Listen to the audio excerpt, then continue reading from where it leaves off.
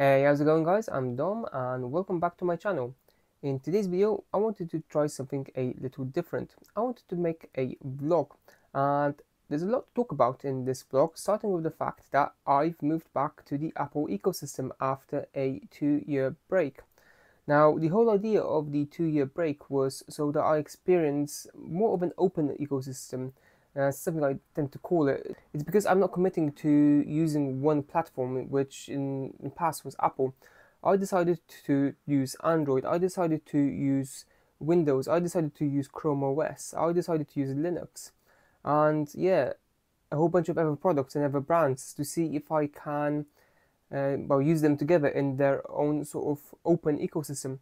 And it actually worked really well. However, I've always had one thing on the top of my mind which I sort of wanted to go back to, but I guess it was calling me in a way, but I always wanted to go back to it simply because of how well it worked for me in the past. And that thing was the Apple ecosystem.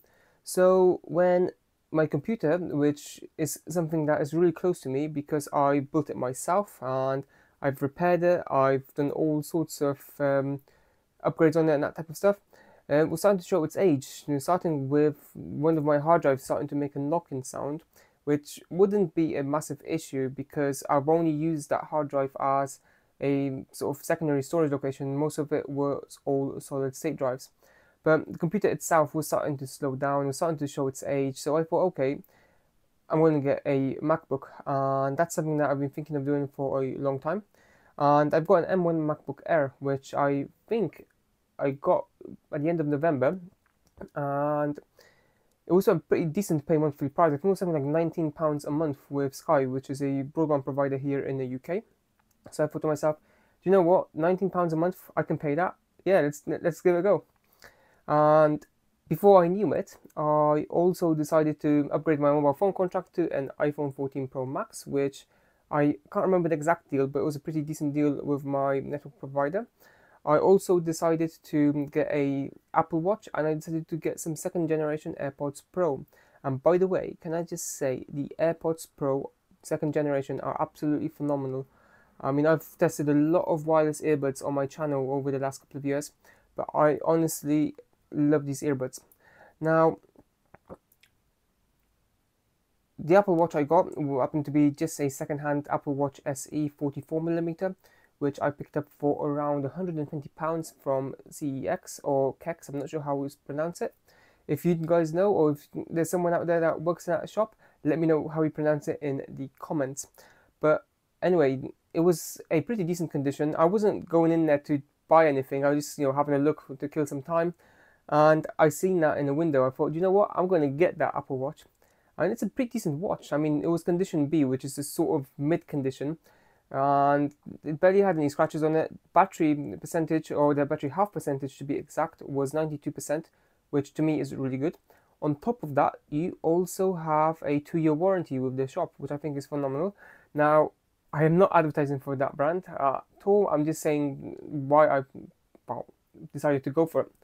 And yeah, it was a good purchase. I mean, I'm currently using that watch now and I think it's phenomenal, but I'm not sure if I'm going to keep it for over a year. I'm very tempted to get an Apple Watch Ultra, but that's a story for another day. So why did I go back to the Apple ecosystem? Now, there were a bunch of reasons actually. I mean, I've already mentioned that there was something I already mentioned that I was thinking about it for a while, but one of the main reasons for that was apps that weren't available on any other platforms. Now, some of these apps I don't actually use, which is really odd to me. But the main app that I wanted to go back to was Ulysses, which is the app that I use for writing my blog posts. And what I really like about that app is the fact that I can publish to my blog directly through the app, which I think is really good. I have yet to find an app I can do that on Windows or on Android for that matter. Second reason is there's quite a few other productivity apps which I used to rely on heavily and use heavily. One of these I was extremely excited to use, but I ended up not using it, which is really odd. And that app is Things Free. In the past, when I was in the Apple ecosystem, I had a really good system that worked for me, and I don't know why, but I started using it, but it just wasn't working for me after moving back. So I've actually gone back and defaulted to Apple reminders for the time being, and that seems to work really well. I also like the idea of Apple Notes. I think that as a notebook app, it's got a perfect interface. It's minimalist and it just works really well.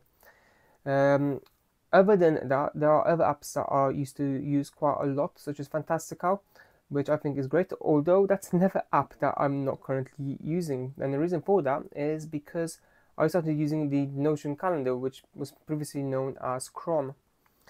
Moving on to yet another reason why I moved back to Apple is because the iPhone 14 Pro Max and the iPhone 15 Pro Max are said to have better cameras, especially when it comes to recording. Might I just clarify? When it comes to photos, I seriously miss the Google Pixel 7 Pro because I thought that it was perfect, the app was great. But one thing that I could never get correct on that is video. And I use my phone as my primary recording device.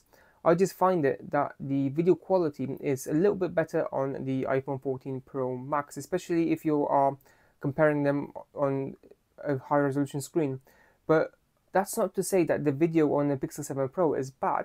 It's just that for the type of recording that I do, the iPhone 14 Pro Max seems to be providing a slightly better quality, which I guess is important. Another reason I decided to move back to the Apple ecosystem was the fact that I simply like how everything works well together. So I can copy and paste things from my phone onto my MacBook on a single clipboard. The same goes for my iPad. I can copy things from my iPad, paste it to my MacBook without any issues. You got AirDrop, which is a pretty cool thing. I have tried the Android version of AirDrop, and in all fairness, it's never let me down. So, it is a pretty decent technology. When it comes to things like iMessage, I couldn't be bothered about that, to be fair, mainly because I use WhatsApp and Facebook Messenger, but also because I don't care what color bubbles people have. It's, whatever phone works best for you at the end of the day. For me, it happens to be an iPhone in terms of the widgets, the apps, and that type of stuff. But I also like Android, and that's why I'm keeping it as my secondary phone.